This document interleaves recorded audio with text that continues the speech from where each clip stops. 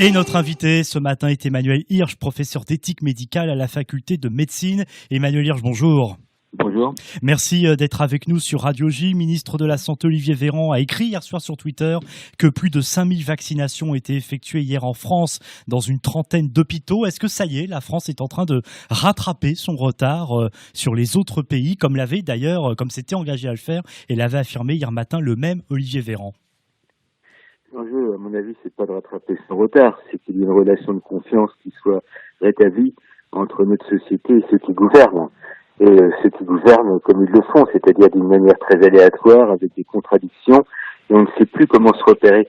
Là maintenant, ce dont on a besoin, à mon avis, c'est vraiment d'une évolution de la gouvernance, une évolution rapide, parce que ce dont témoigne le côté palymédique de cette crise autour de la vaccination, malheureusement, depuis un an, on est témoin par phase, à chaque fois qu'il y a une décision importante, au côté, j'allais dire, erratique, contradictoire. Donc à un moment donné, il faut savoir comment on va gérer cette crise, d'autant plus qu'on risque, dans les semaines, les mois qui viennent, de revenir dans le dur.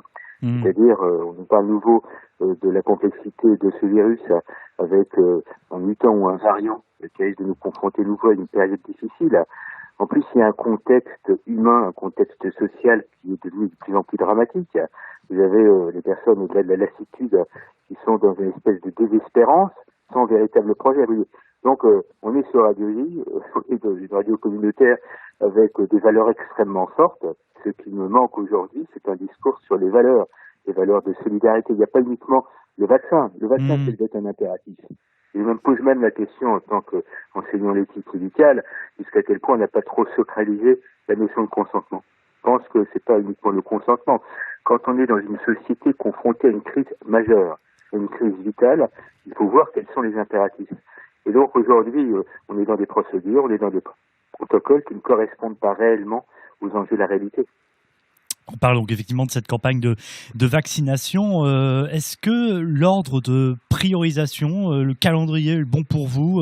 Les Français de 75 ans et plus non résidents en EHPAD qui pourront se faire vacciner avant fin janvier, les pompiers et les aides à domicile de plus de 50 ans qui pourront également bénéficier. Il sera possible de s'inscrire pour celles et ceux qui souhaitent se faire vacciner. Est-ce que voilà, ce sont les bonnes priorités où il faut aller encore plus vite, encore plus loin?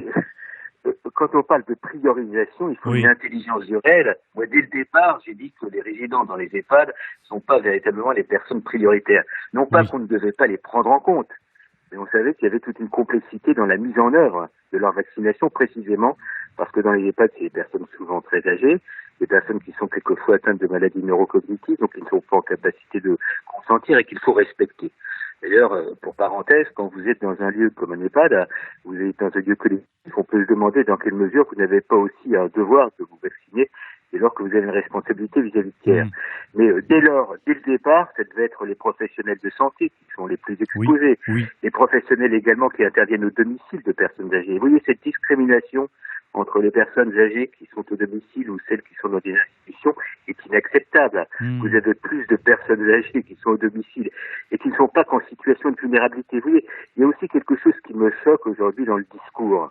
On parle de personnes vulnérables. C'est pas parce que vous êtes âgé que vous êtes vulnérable. Vous avez encore une autorité sur votre vie. Vous avez encore une capacité d'exister socialement, familialement.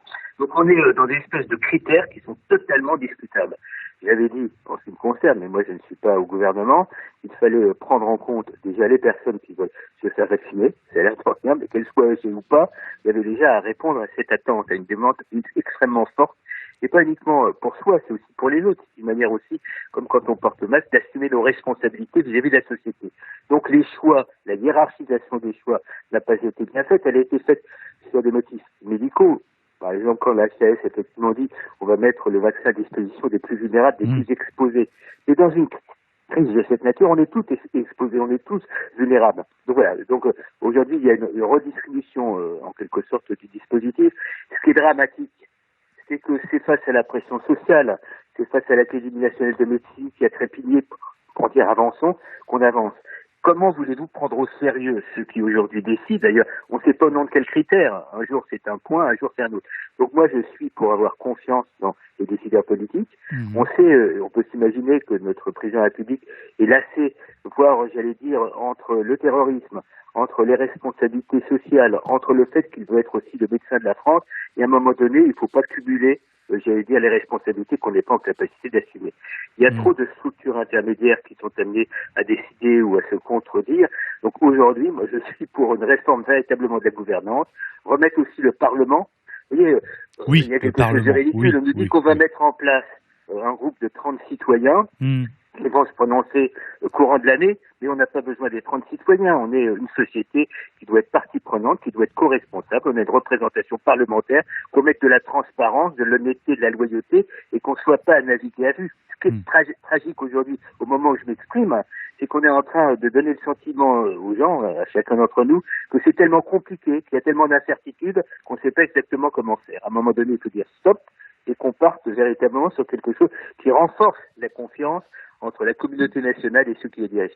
Et encore une fois, parce qu'on va être face au dur, on va être face à du chômage, on va être face à des gens qui vont se suicider parce qu'ils perdent un emploi ou ils perdent leur rôle. Toute cette réalité, c'est pas, j'allais dire, de la théorie. C'est ce qui va nous être, j'allais dire, notre confrontation de demain. Donc on a besoin de confiance, on a besoin de responsabilité, on a aussi besoin d'être respecté. J'ai l'impression que le gouvernement nous prend véritablement pour des gens qui sont totalement désassistés. À un moment donné, on a quand même une compétence, une capacité d'agir. Et je termine sur un point. Si moi je suis volontaire pour être vacciné, je vois pas pourquoi on tergiverse. Emmanuel Hirsch, est-ce que justement, puisqu'on parlait du politique, parce que moi c'est quelque chose quand même qui m'a frappé, aucun politique n'est allé se faire vacciner, à commencer par le président de la République. Est-ce qu'il faudrait montrer l'exemple, en plus dans un pays où on est très réfractaire à l'égard de la vaccination de manière globale? Alors moi j'ai du respect pour nos politiques, on est dans l'état de droit. Je suis pas certain que ce soit les plus exemplaires aujourd'hui pour nous inciter à se faire vacciner quand on voit comment ils sont indécis dans les décisions importantes qu'ils doivent prendre pour nous. Moi, je pense que les grands médecins qui aujourd'hui vont se faire vacciner, c'est-à-dire des personnalités auxquelles on attribue une certaine forme de confiance, des personnalités qui sont en responsabilité. J'ai plus confiance, si vous voulez, aujourd'hui dans les acteurs de la vie publique qui défendent notre démocratie au quotidien que dans la rhétorique politique. Donc pour moi, les gens qui sont sur le front, vous voyez, vous avez des gens extraordinaires qui étaient les anonymes de la société, ce qu'on appelle les invisibles de la société, qui nous ont défendus dans les moments les plus difficiles et dont on attend encore beaucoup pour les prochains mois. Vous avez des figures emblématiques, le monde du sport par exemple, le monde des intellectuels, mais encore une fois, je n'ai plus suffisamment, si vous voulez, non pas de confiance, mais de conception de l'exemplarité politique dans le contexte actuel. J'ai bien des personnalités politiques auxquelles je pense, mais vous pouvez avoir des leaders communautaires, vous pouvez aussi avoir, excusez-moi de vous dire, les rabbins aussi qui sont vaccinés. Donc, je ne suis pas pour le côté démonstratif, à la manière anglo-saxonne. Vous avez le président des États-Unis, je dis pas que c'est une contrainte, mais si vous parlez d'exemplarité, pour moi j'ai plus confiance dans l'exemplarité aujourd'hui d'un médecin, d'une infirmière, d'une personne qui intervient au domicile, ou même d'une personnalité du monde culturel, voire religieux, que dans les politiques, parce que en tous les cas, ceux qui dirigent aujourd'hui ont perdu beaucoup en crédibilité. Et ce qui est dramatique, c'est qu'on a besoin d'avoir confiance, on a besoin de faire société, on a besoin d'être cohérent au niveau d'un groupe, on a besoin de faire du lien. Et tout est fait, on a l'impression qu'il y a quelque chose qui, c'est des psychanalystes, moi je ne suis pas, qui devrait analyser aujourd'hui le processus décisionnel du politique aujourd'hui.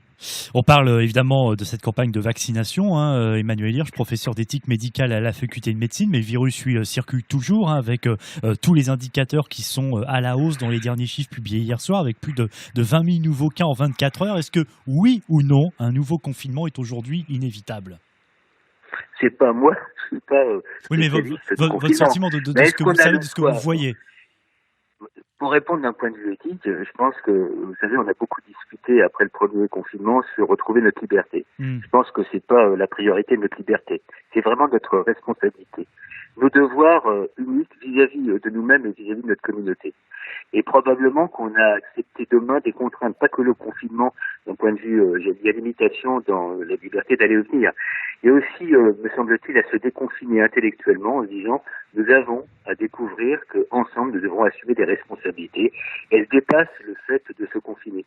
C'est des responsabilités vis-à-vis des plus vulnérables, et ce ne sont pas uniquement les personnes dans les EHPAD, encore une fois, les vulnérables, c'est les gens parmi nous qui sont aujourd'hui totalement démunis, qui sont atteints de troubles psychiatriques, que vous avez des jeunes aujourd'hui qui sont dans une angoisse folle par rapport à leur présent et par rapport à leur avenir.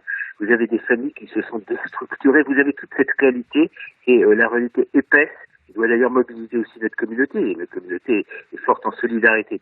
Donc il faut qu'on pense aussi, pas uniquement en termes de confinement, il ne faut pas qu'on ait uniquement l'obsession de se dire il y a cette pandémie. Il faut qu'on prenne aussi en compte les conséquences de cette pandémie pour organiser autrement notre vie sociale, notre vie familiale. Voilà, c'est une réforme importante, également fondamentale. C'est pas uniquement le confinement, c'est qu'on va être de plus en plus exposé à des risques. On voit qu'on est dans une société de risque. Il y a aujourd'hui la pandémie qui est un peu significative de ce qui est un risque qu'on a du mal même à comprendre, mais qu'on assume positivement. On a quand même fait des choses très positives. Il ne faut pas voir uniquement de ce qui s'est passé cette année du négatif. Une société qui s'est mobilisée, qui a été créative. Donc, pour répondre à votre question, certes, on aura abordé, me semble-t-il, le dur. Et le dur, ça peut être effectivement une nouvelle phase de confinement, en tout cas de limitation d'aller venir. Il faudra voir comment on priorise aussi, par exemple, l'accès à la culture, l'accès à l'éducation pour les enfants. Voilà, tout un ensemble d'éléments, la vie sociale. Mais encore une fois, mon message, c'est de se dire, parce qu'on est sur Radio Vie, on sait ce que c'est la vulnérabilité. La vulnérabilité, c'est un appel à la solidarité aussi, un appel à la responsabilité. On a besoin d'être responsable.